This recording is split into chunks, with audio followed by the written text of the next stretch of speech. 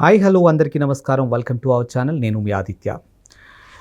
ఏపీలో వైఎస్ఆర్సీపీ అధికారం కోల్పోయిన తర్వాత దాదాపుగా ఇప్పటికే ఒక ఇద్దరు మాజీ ఎమ్మెల్యేలు పిన్నెల్లి రామకృష్ణారెడ్డి కావచ్చు, లేకపోతే కోడుమూరి సుధాకర్ అవ్వచ్చు, ఇప్పటికే జైల్లో ఉన్నారు. సో వాళ్ళు చేసినటువంటి తప్పుల వల్ల వాళ్ళు ఈరోజు జైల్లో ఉన్నారు. వీళ్ళు కాకుండా ఇప్పుడు మరో 5 పేర్లు చాలా స్పష్టంగా వినిపిస్తోన్నాయి. ఈ 5 కూడా అవినీతి కేసులో జైలుకు వెళ్ళబోతున్నారు అనే ఒక వార్త అయితే ఇప్పుడు నెట్టింట తెగ హల్చల్ చేస్తూ ఉంది. సో మరి ఇందులో ఎంతవరకు వాస్తవం ఉంది, ఇంతకీ 5 ఎవరు అనే అంశం గురించి తెలుసుకునే ప్రయత్నం చేద్దాం. సో ప్రస్తుతానికి మనతో పాటు స్టూడియోలో ఉన్నారు ప్రముఖ సీనియర్ జర్నలిస్టు డివిఎస్ గారు. సో సార్ని అడిగి మరిన్ని విషయాలు తెలుసుకుందాం. సార్ నమస్కారం. సార్ నమస్తే. సార్ వైఎస్ఆర్సీపీ ఘోర ఓటమి తర్వాత చాలా పరిణామాలు అయితే జరిగినాయి. సో ఈ పరిణామాల్లో పిన్నెల్లి రామకృష్ణారెడ్డి అవ్వచ్చు, లేకపోతే సుధాకర్ అవ్వచ్చు, ఇప్పటికే వారు చేసినటువంటి తప్పుల వల్ల వాళ్ళు జైల్లో ఉన్నారు.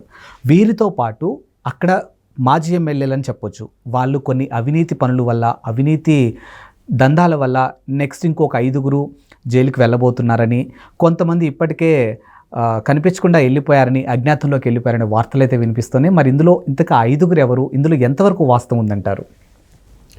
అంటే ఈ వారం రోజుల్లో మరో 5 జైలుకి వెళ్తున్నారు అనే ప్రచారం పెద్ద ఎత్తున జరుగుతున్న దాంట్లో వైఎస్ఆర్ కాంగ్రెస్ పార్టీలో ఆ 5 ఎవరు అంటే ఇప్పుడు మనకి ఎలా అంచనాకు రావాలా, ఏ విధంగా రావాలి, అందరూ పత్తా లేరు, పరారైపోతున్నారు. సరే, వాళ్ళిద్దరంటే జైల్లో ఉన్నారు. పిన్నెల్లి రామకృష్ణారెడ్డి ఏమో ఈవీఎం ధ్వంసం కేసులో నెల్లూరు జైల్లో ఉంటే, మీరు అన్న కోడుమూరు సుధాకర్ ఏమో ఏదో ఫోక్సో కేసులో అతను కర్నూలు జైల్లో ఉన్న దీంట్లో వాళ్ళిద్దరిది తీసి పక్కన పెట్టండి. ఆ 2 మన అకౌంట్లోకి రావు. ఆ 2 ఏది ఎన్నికల ముందు అకౌంట్లోకే పడతాయి. ఇప్పుడు ఎన్నికలు అయిన తర్వాత అకౌంట్లో మరి ఫస్ట్ 5 వెళ్తున్నారు, 1 వీక్లో 5 జైలుకి వెళ్తారంటే మనకు కనపడుతోంది మదనపల్లి సబ్ కలెక్టరేట్ ఫైళ్ళ దహనంలో పెద్దిరెడ్డి బ్యాచ్.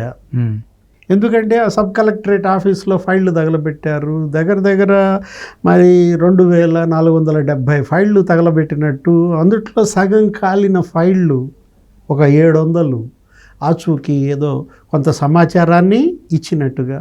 అక్కడ 2 ఆర్డీఓల్ని సస్పెండ్ చేశారు ఆల్రెడీ. సీనియర్ అసిస్టెంట్ అతను కూడా సస్పెండ్ చేశారు. అదేంటి, అది యాక్సిడెంటల్ కాదు, ఇన్సిడెంటల్ అన్నాడు డీజీపీ ద్వారకా తిరుమలరావు. ఇప్పుడు ఆ కేసులో అది పెద్దిరెడ్డి చుట్టూతో తిరుగుతోంది. అక్కడ పెద్దిరెడ్డికి ఉన్న భూములన్నీ బయటపడ్డాయి. పెద్ద ఎత్తున అసైన్డ్ భూములు 22A, ఆ జమీందారీ భూములు నిషేధిత జాబితా నుంచి తప్పించి రిజిస్ట్రేషన్ చేయించుకున్నారు.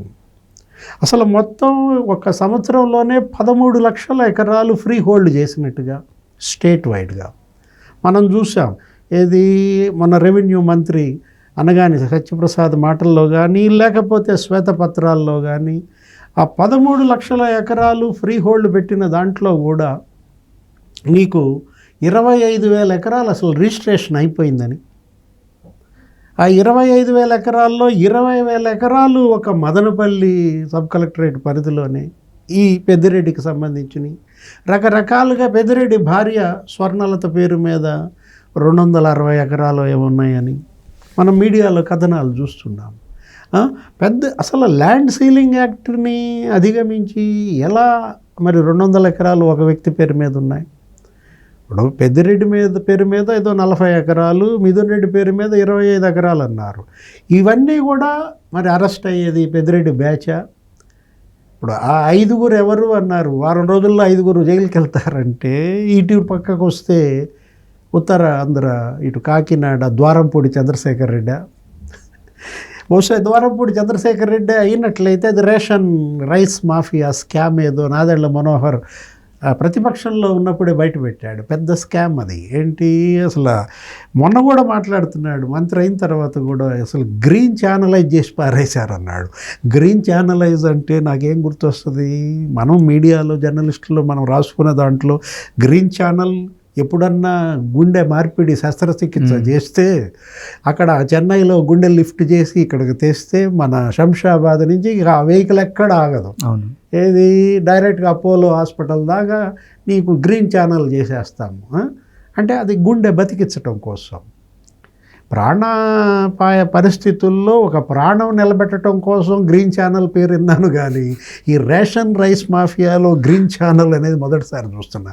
అంటే ఏంటి, అట్లా గుండె తెచ్చే వెహికల్స్ ఎలా అయితే ఆపరో అట్లా ఈ రేషన్ మాఫియా వెహికల్స్ ఆపరన్నమాట.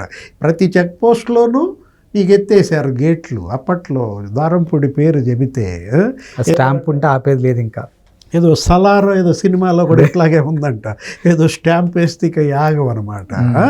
అట్లా ద్వారంపూడి చంద్రశేఖర్ రెడ్డి 20,000 కోట్ల స్కామ్ అని, అక్కడేదో ఆ కాకినాడ పోర్ట్లో 9 గోడౌన్ల మీద రైడ్స్ చేస్తే నీకు 36,000 టన్నుల ఏమో పట్టుకున్న నేపథ్యంలో మొత్తం సీల్ చేసిన దీంట్లో మరి ద్వారంపూడి చంద్రశేఖర్ రెడ్డి అరెస్ట్ అవుతాడా?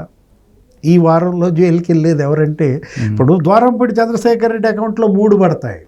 ఎందుకని, వాళ్ళ నాన్న సివిల్ సప్లైస్ కార్పొరేషన్ అధ్యక్షుడు ఏదో, దీనిలో అతను స్కామ్ ఉంది. ఏది ఒక్క చంద్రశేఖర్ రెడ్డికి జుట్టుకోదు మెడకి, వాళ్ళ నాన్నకు కూడా జుట్టుకుంటుంది అనమాట. అంటే తండ్రి ఏమో సివిల్ సప్లైస్ కార్పొరేషన్ చైర్మన్, ఇతనేమో కాకినాడ ఎమ్మెల్యే, మళ్ళా వీళ్ళ తమ్ముడేమో మిల్లర్స్ అసోసియేషన్ అధ్యక్షుడు. ఏంటి, ఎలా స్కామ్ జరిగింది? అసలు దొంగలు ఊళ్ళు పంచుకున్నట్టుగా ఏంటి, ఏదో సామెత మనం విన్నాం. అదే అసలు చెంబల్లోయలో అసలు ఆ బందిపోట్లు కూడా ఈ విధంగా జరగదే. తండ్రి సివిల్ సప్లైస్ కార్పొరేషన్ చైర్మన్ ఏంటి, ఒక కొడుకేమో మిల్లర్స్ అసోసియేషన్ స్టేట్ ప్రెసిడెంట్ ఏంటి, ఇంకో కొడుకేమో అసలు ఏది ఎమ్మెల్యేగా ఉండటం ఏంటి, అసలు అతను ఆ పోర్టుల్లో మొత్తం గుప్పెట పట్టటము, ఆ పోర్టుల్లో నుంచి ఎక్స్పోర్ట్ విదేశాలకు చేయటం. అరే 38 రూపాయలు కిలో బియ్యం ప్రభుత్వం కొని 8 రూపాయలకి అదే రూపాయికి వాళ్ళకి ఇస్తుంటే, ఉచితంగా వాళ్ళకి ఇస్తుంటే, ఆ పేదల దగ్గర మళ్ళా 8 రూపాయలకి కొని వీళ్ళు మళ్ళా దాన్ని 38 రూపాయలకు అమ్ముతున్నారంటే అసలు ఈ సైకిల్ ఏంటి?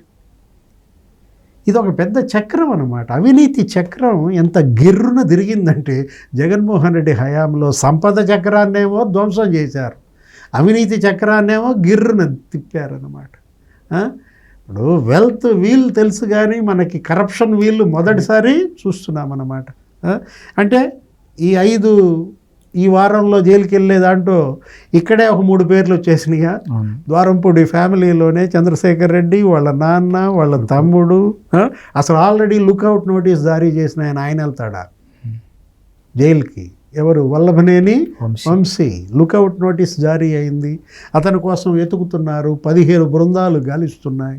హైదరాబాద్ వచ్చారు, ఎక్కడో బెంగళూరులో ఉన్నాడని, గోవాలో ఉన్నాడని, నేపాల్ పోయాడని, డల్లాస్లో కనపడ్డాడని రకరకాల ప్రచారం జరుగుతున్న దీంట్లో ఎందుకు ఇలా పారిపోతున్నారు? ఎందుకు ఇలాంటి నేరాలకి ఘోరాలకి పాల్పడ్డారు? మీరు చేసిన తప్పులే ఇవాళ మిమ్మల్ని వెంటబడి తరుముతున్నాయి. తప్పు నుంచి నువ్వు తప్పించుకోలేవు. తప్పు చేసే ముందే నీకు బుద్ధి ఉండాలి, కానీ